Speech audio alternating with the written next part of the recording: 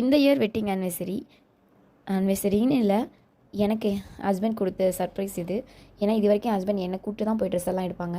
First time அவங்களே போயிட்டு எனக்கு ஒரு சாரீ எடுத்துகிட்டு வந்திருக்காங்க. அதுதான் இந்த வீடியோ பாருங்க.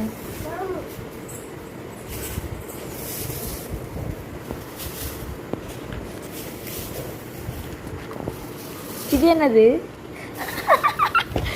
என்னது யதார்த்தமாக வீடியோ எடுத்தேன். டாடாவும் வாங்கிட்டு வந்திருக்காரு அம்மாவுக்கு. இது இது பண்ணுங்க, அப்படி எடுங்க.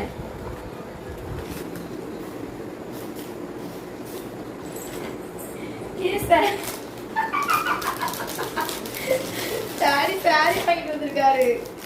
நல்லா இருக்கு.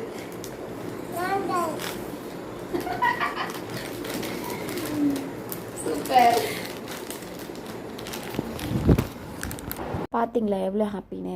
இந்த மாதிரி சின்ன சின்ன விஷயங்கள் அவங்களே நம்மளுக்கு செய்யும்போது ரொம்ப ஹாப்பியாகிடும். இந்த வருஷம் எங்களுக்கு வந்து என்ன ஸ்பெஷல்னால் பால் கொழுக்கட்டை தாங்க செஞ்சேன்னா.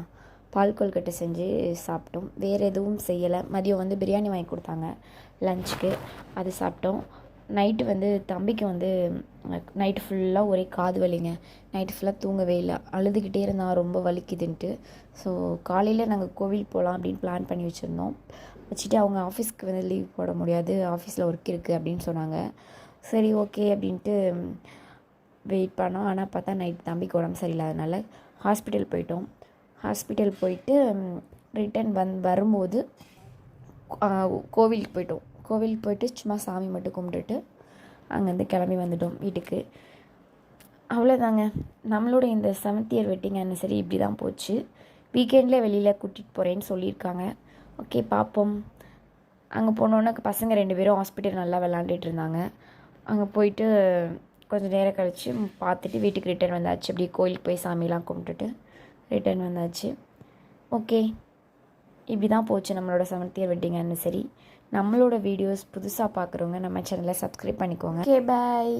நம்ம சேனலை சப்போர்ட் பண்ணுற நம்ம ஃபேமிலிஸ் எல்லாருக்கும் ரொம்ப நன்றி. இன்னொரு அடுத்த நல்ல வீடியோவில் பார்க்கலாம். பாய், டாடா.